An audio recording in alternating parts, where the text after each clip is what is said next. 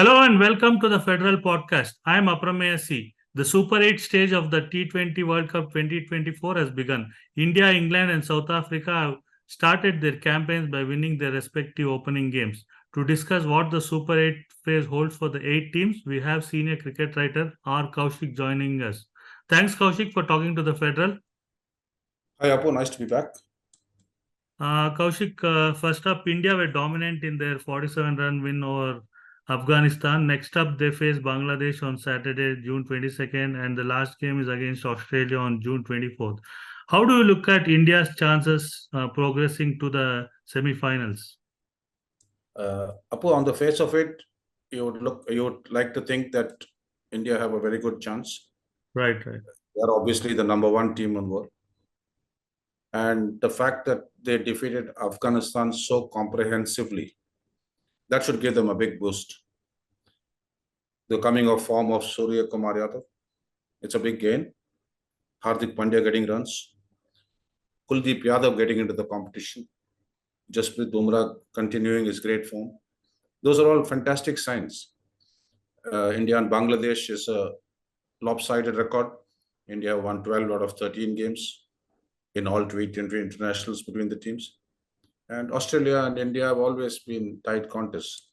It can always go either way depending on which team turns out how on that particular day. So lots of positive things. The 2 points that they got against Afghanistan, big boost in their bid to make it to the semi-finals. So everything to play for. Right, Kaushik. When we talk about pitches, I think in the US it was not those pitches were not batting friendly. How do you assess these conditions in the Caribbean islands with India starting off with a win? But these are not fantastically ideal batting pitches. They are a little bit slow. There is a little bit of turn, but they are not dangerous. The pitches in New York, the drop-in pitches, they were quite difficult for batting, but they also put a onus on survival rather than run making. That is not so difficult here. You can score runs. India showed today they scored at 9 and over. Of course, they needed a brilliant innings from Surya Kumar Yadav to get there, but he showed that there are runs to be made. And so these are much better pitches here in the Caribbean than they were in the US. So we should look forward to some good scores, maybe some tight finishes. They won't be attritional battles, but the spinners will come into play gradually as the tournament progresses. Right, Kaushik. And should India be worried considering Kohli and Rohit have not done so well at the top of the order, the opening pair? Well, worried, the team management will tell you is a strong word, but I'm sure they must be mindful of the fact that the captain and the predecessor have both not fired. Rohit at least had one good innings in the tournament. That was in the first game. But after that, he's also struggled to score runs.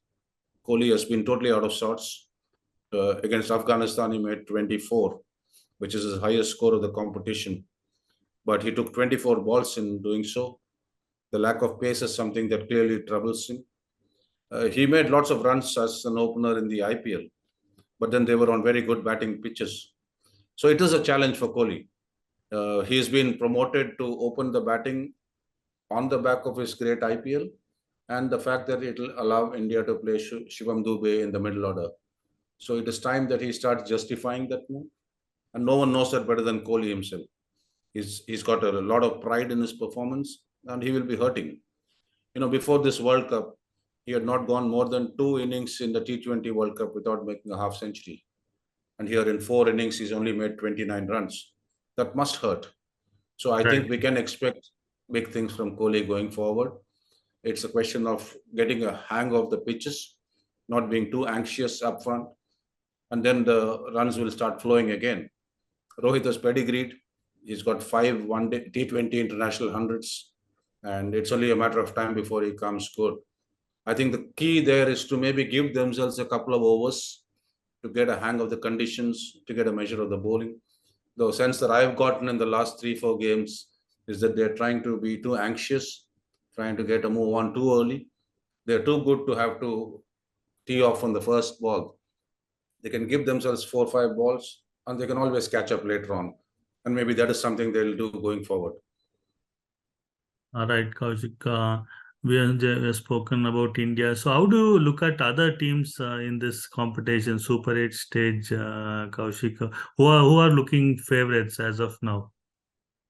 Well, T20 is a kind of format where it's very difficult to say who is a favorite.